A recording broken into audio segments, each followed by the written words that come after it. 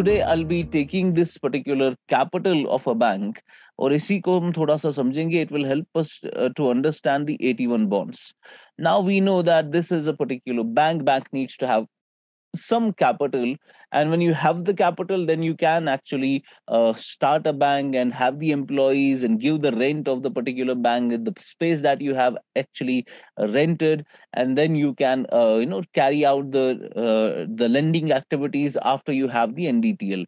Now capital is something that you need to have, and precisely RBI gives a minimum amount of capital that each bank needs to have. Then I yesterday told you that capital are of two types. One is the tier 1 capital. So this is the capital which is considered the core capital of the bank. It is also known as the going concern, a very important part of the capital of the bank. Second is the tier 2 capital, not that important, but it is considered as a supplementary capital, as a help to the core capital. Now, tier 2 capital includes maybe the undisclosed profits, the preference shares, the subordinate debt, and all those things. You don't need to get into more detail. यहाँ इतना ज़्यादा detail में नहीं पूछेगा आपसे कोई. But this is what you need to cover, that tier 1 capital में, which includes the paid up capital, the statutory reserves, maybe the disclosed reserves as well. Up tier 1 capital के अंदर, there are two kinds of capital. There are two kinds you can generate a tier 1 capital. अब tier 1 capital, which is the core capital of the bank, यहाँ से जो असल पैसा आता है, that is from the tier 1 capital. Suppose a bank has to keep a capital of 100 crores, and out of this 100 crore, we expect, the bank, yes, out of this 100 crore, we expect the tier 1 capital to be, say, for example, 80 crores. The tier 1 capital to be 80 crores and the tier 2 capital to be 20 crores. Now, out of this 80 crore, the 60 crore will be generated from tier 1 common equity tier 1 capital. We call it common equity tier 1 capital. We call it common equity tier 1 capital. And the remaining 20 crore will be taken with additional capital, additional tier 1 capital. It is additional tier 1 capital. Now, there are two kinds of capitals inside a tier 1 capital.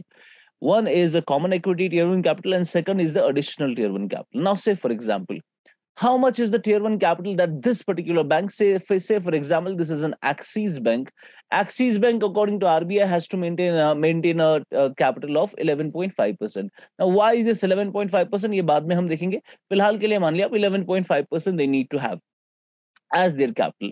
और ये 11.5% किसका है? It is 11.5% of the total risk weighted assets. ये मैं आज ही आपको पढ़ाऊंगा. What are these risk weighted assets और कैसे हम ये 11.5% निकालते हैं?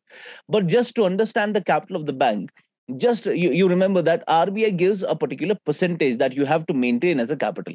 That is, say for example, 11.5%. Now that 11.5% comes out to be 100 crores. So 100 crores is the amount that the Axis Bank has to keep as the capital. Now, if you're keeping 100 crore, we actually expect you to generate 80 crore from the tier 1 capital and 20 crore from the tier 2 capital. तो 20 crore आपको मिल गया tier 2 capital से, and 80 crore आपको generate करना है from the tier 1 capital. And tier 1 capital से आप 80 crore कहाँ से generate करेंगे? You can generate it from common equity tier 1 and you can generate it from additional tier 1. Now, say for example, a bank is able to issue the shares, or bank क्या करता है? Bank, if the bank needs capital, bank will issue the shares, right? Bank will issue its equity, ownership rights, the shares. Now shares are being issued by the banks, and people are investing. There are investors that are purchasing their shares, and they are purchasing these shares and giving the bank the money. So that in that way, the bank earns some investors and the bank earns some capital, right? So this common equity tier 1 capital is by issuing of shares, by issuing of the shares by the company. So this common equity tier 1 capital comes from the shareholders. Now, say for example, the amount that you have to maintain as tier 1 capital is 80 crores, But the investors that you have got, the investors that have purchased your shares, the shareholders that you have, they have only contributed to a total of 60 crores. That means they are not giving you the entire 80 crore. The only contribution that they have made is 60 crores. So they are not, people are not interested in your bank, and they are only, the total amount that has been invested in the bank through the purchase of the shares is 60 crores. Now, to maintain the tier 1 capital of 80 crore, to maintain this 80 crore, you have to have some 80 crore of surplus. You have to have some 80 crore of tier 1 capital. Now, for that, you can issue additional tier 1 capital bonds. You can issue bonds to generate this additional 20 crore, because 80 crore to maintain karna hai na. 60 crore to aapko mil gaya from common equity tier 1, and now you want to actually raise 20 crore more, and for that you have additional tier 1 capital.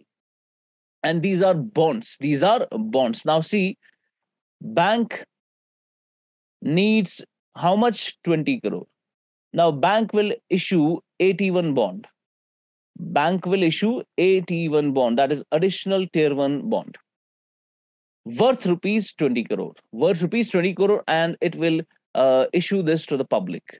It will issue this to the public. But you have to remember that there are some important features of these AT1 bonds. AT1 bonds. Fine.